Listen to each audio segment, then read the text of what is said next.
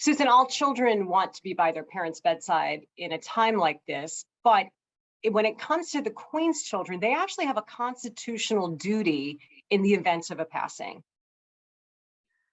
Yes, we hear about these things. How strictly it will be adhered to, I do not know, but typically those in presence of a monarch at his or her ascension immediately kneel and kiss their hand. Charles is a bit of a stickler for tradition, so that will probably occur. The signals that the palace has sent out over the last 24 hours are unusual, but they are also very clear. They are.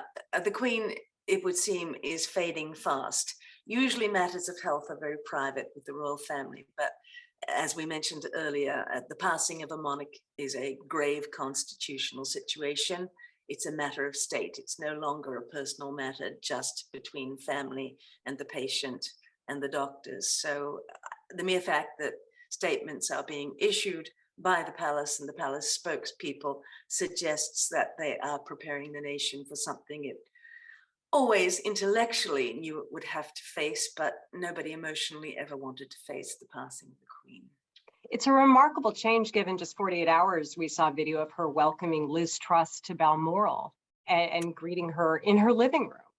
Yes, and very typically of the Queen, no matter how she felt, no matter what she thought the next few days would bring, that she would do her duty. And it's interesting, isn't it, that her perhaps her last and final duty as sovereign would be to welcome and sanctify the appointment of a new prime minister, her 15th prime minister, huge milestone in anyone's lives, even to the Queen. So yeah, duty right till the end. And at 21 years old, she promised her entire life to service of her nation and the Commonwealth, and hasn't she done it? And she most certainly has. And, you know, in the last year, she's faced losing her husband. This summer, she lost her closest friend. Many who had served with her for many years have also passed. It's also, I would think, Susan, kind of a lonely position to find yourself in at this age, having outlived so many of those who you went through these experiences with. Yes, in that sense, the Queen is just like your mother or grandfather or great grandparents. You reach a point when you think, everyone I loved has passed, it's my time, and that you accept that. But the Queen, as you say, she's been through a lot, not just in the last few months, but in the last few years. Grave crises of her lifetime have included wars, civil distress, grave upsets within her family, and even up to the very last moment, she's even witnessing and experiencing family discord, and of course the loss of her husband, loss of dear friends, a pandemic that she has led the nation through. Yes, it's just yet another incredible milestone of her life that we've all been grateful to have her there for. But it must be tough. It must be tough on her to have gone through all these isolating events. It's interesting, isn't it, that she's in Scotland, which is her favorite place to be in the world, in a castle built by Queen Victoria. This is the one place in the world that she can be absolutely private. And the mere fact that her children, grandchildren, and possibly great-grandchildren are flying in right now suggests that she is where she wants to be with the people she loves dearly around her. Looking ahead to what happens next for the royal family and for Britain in general, Prince Charles would become the king instantly. A coronation, however, might not happen right away.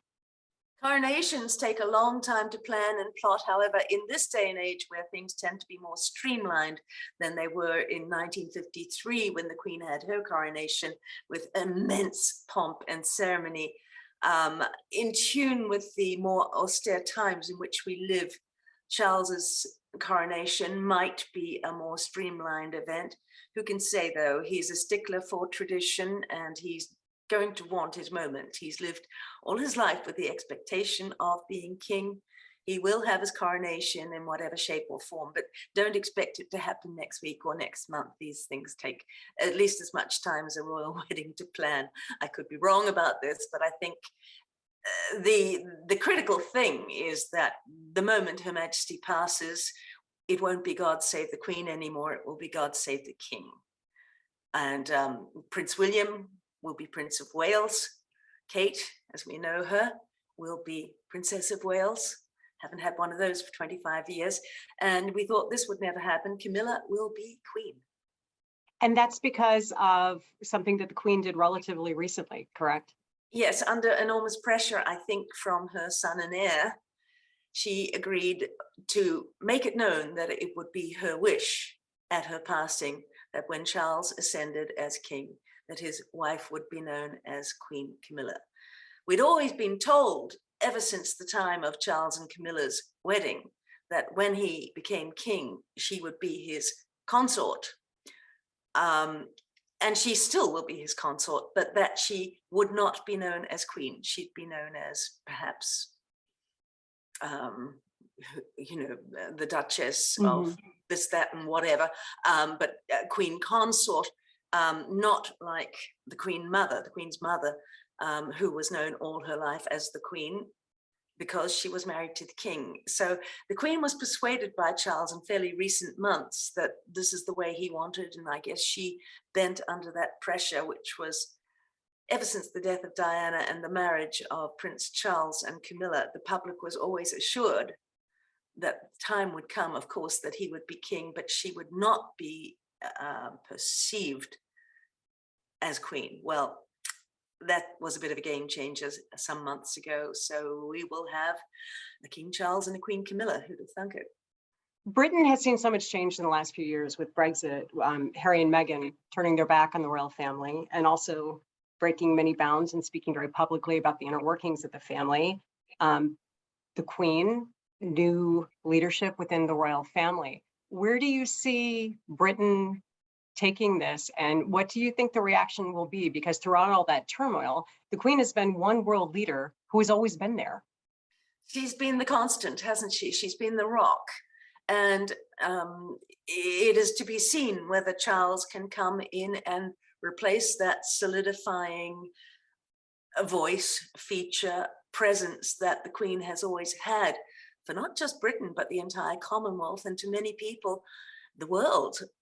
She was the constant, more constant than a pope, certainly more constant than a prime minister or a president. The Queen was the rock of Gibraltar that was always there. Will Charles be able to have the same unifying presence?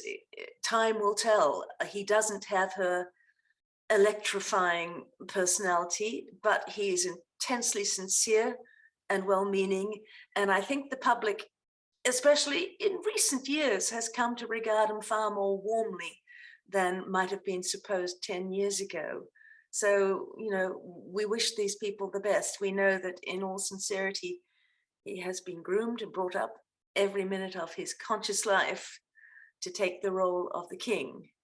And that is where he sees himself as stepping in. So we, people like me, hope the monarchy will prevail.